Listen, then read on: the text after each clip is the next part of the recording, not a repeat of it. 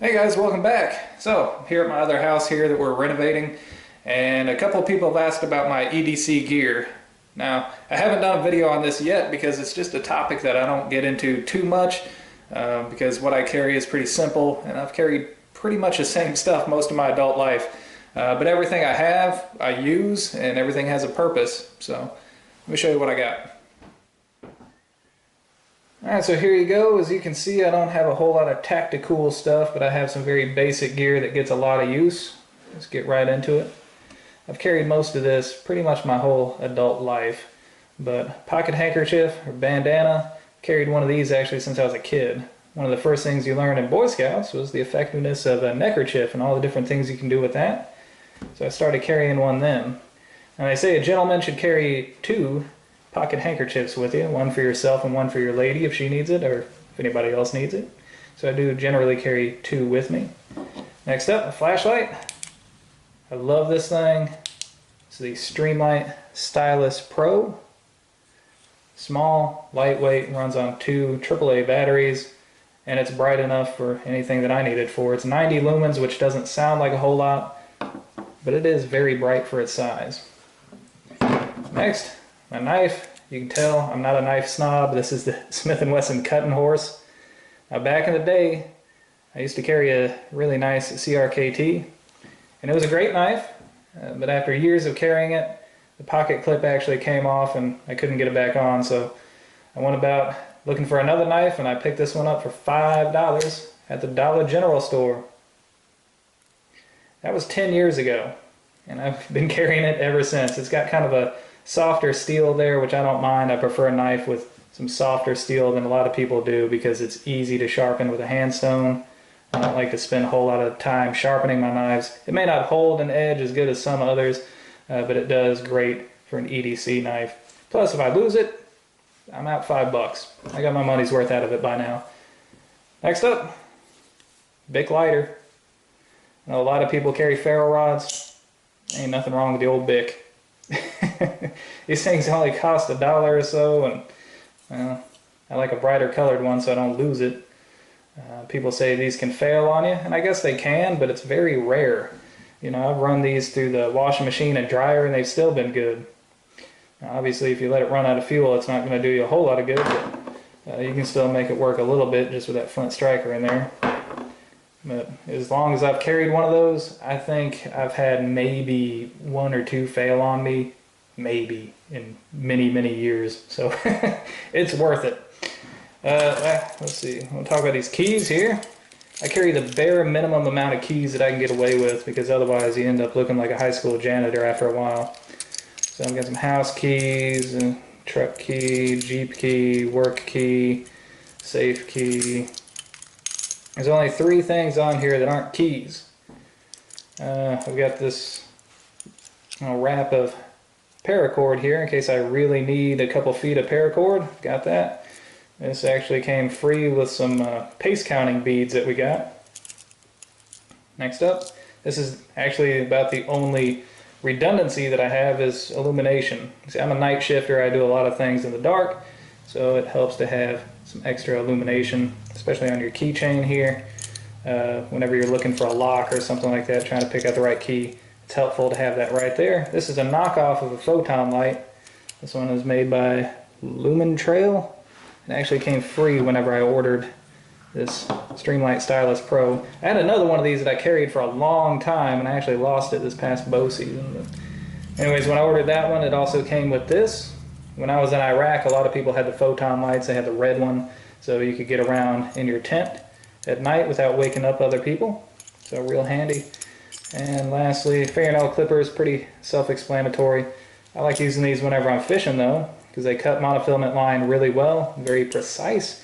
If you're tying a hook on, that little tag in that you get after you make your knot, that's really good to trim with instead of using a full-size knife here, because sometimes you risk cutting or abrading the rest of your line. But this, no risk of that. Plus, if you wear a uniform, you can use that to clip the little strings off your shirt and whatever. Especially whenever it's new, that's helpful. So, there you go. Next up, smartphone. any smartphone will work. I know this is probably going to surprise a lot of people who know me because I carried a flip phone, no joke, until January this year. That's whenever I went to the smartphone. And what convinced me to go ahead and get the smartphone was actually this past hunting season. I was losing too much time hunting, going in and out of the woods just to check in my deer. If I'd have had this out there, I could have got on the TWRA app and actually checked in my deer online, but instead I didn't have this, so I had to actually leave the woods.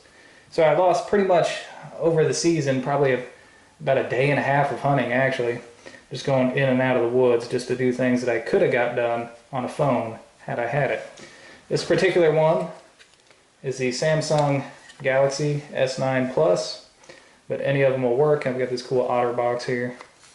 My fiance has a different smartphone. It's a lot more basic than this. I think it costs maybe 200 bucks, but it does pretty much all the effective stuff that this thing does. This does a lot more than what I'll ever figure out.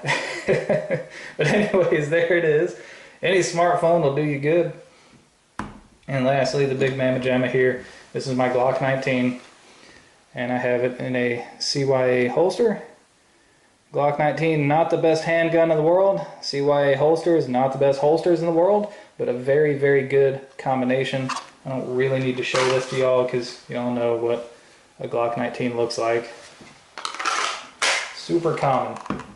Alright, and there you go. That is my EDC.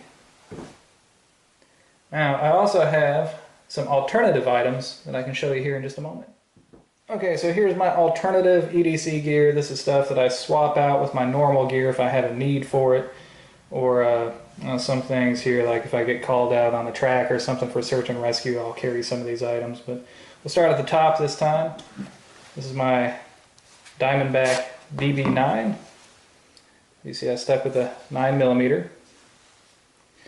Now this I carry during times when it's just ineffective or inappropriate to carry the full-size Glock 19. I can slide this in my pocket, and it does everything I needed to do. Next up, battery bank. These things are really helpful.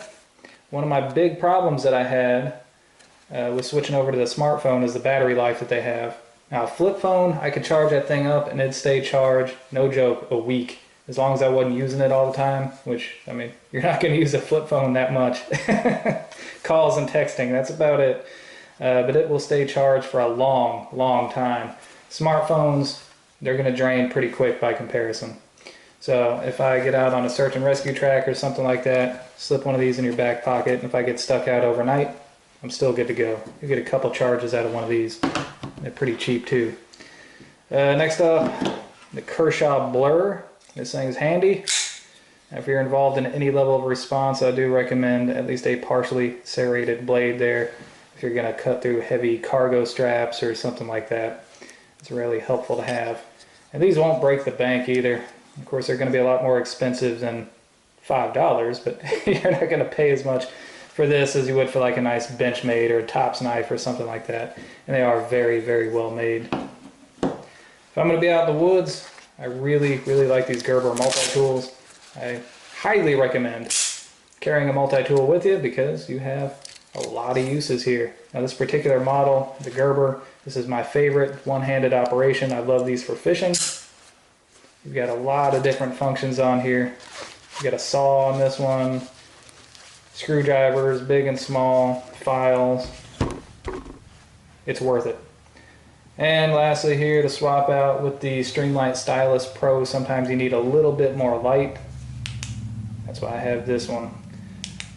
Just a very basic tactical style flashlight. This one is zoomable. You can move it just with your fingers like that to zoom it in if you need a little bit more range. There you go. And this one is about 300 to 400 lumens, something along those lines. I think it was about $10. So definitely worth it. This one runs off of 3 AAA batteries, I believe. Yeah, I think so. We'll find out for sure. I'll lie to you. Yeah. Okay, 4 AAA batteries. and it's very, very bright. It has 3 functions on there. We've got high beams, low beams, and strobe. So anyways, there you go. This is my alternative EDC gear. It's the type of stuff that I would carry on my person if I had a specific need for it. Alright, so there you go. I hope that answered some questions for you guys, or maybe gave you some food for thought. And that's all the time that I have for today. Hope you guys enjoyed it, and until next time, thumbs up.